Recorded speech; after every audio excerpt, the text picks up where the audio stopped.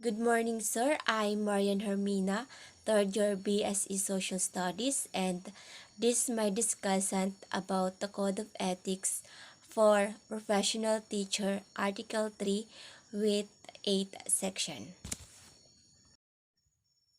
In section 1 states that the teacher is a facilitator of learning and the development of the youth.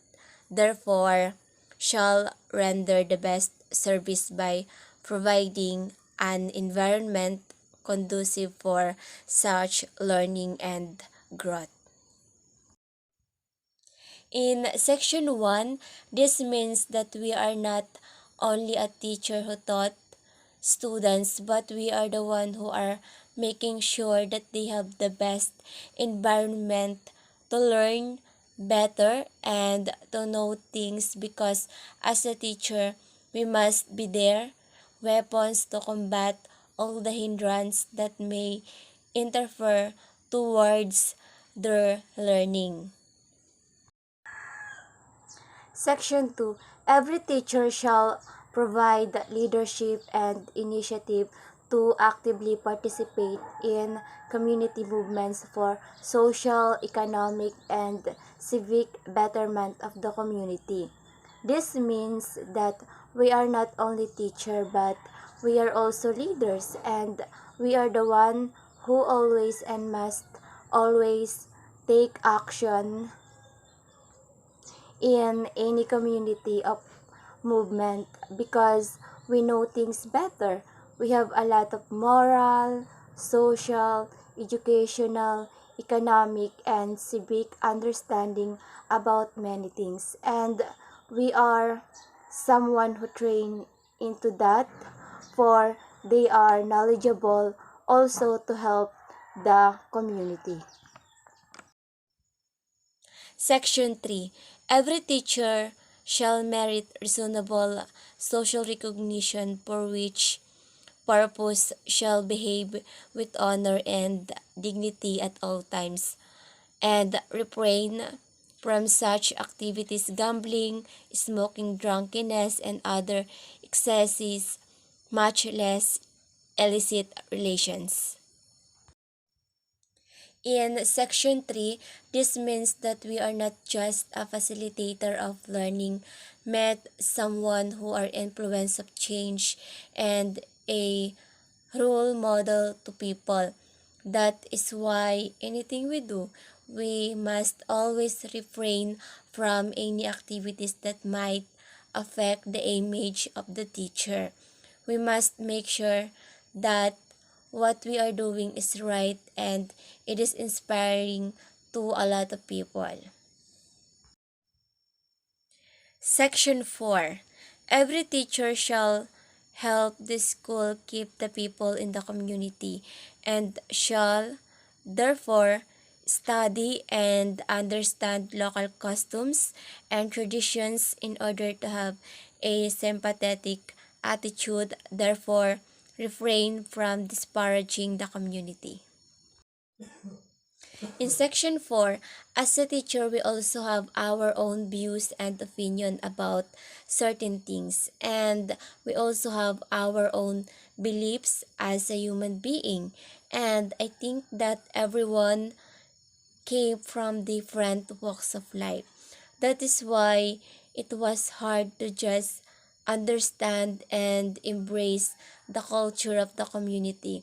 But as a teacher, we are trained to be educated to the customs and traditions of people, as well as their attitudes and life, so that we could be able to understand them better and have a sympathetic attitudes towards them, something that is not judgmental about many things. Section 5. Every teacher shall help the school keep the people in the community informed about the school's work and accomplishments, as well as its need and problems. In section 5, the teacher are actually the one who are helping the school to be able to allow people in the community have a good relationship with each other, as well as give a sense of achievement. That is why being a teacher does not only involve in books and pencil or students, it also involves the community. Section 6. Every teacher is an intellectual leader in the community, especially in the barangay, and we can the opportunity to provide such when needed to counseling services as appropriate and to actively be involved in matters affecting the welfare of the people. It means the teacher are someone who knows better, someone who are intellectual in math about many things.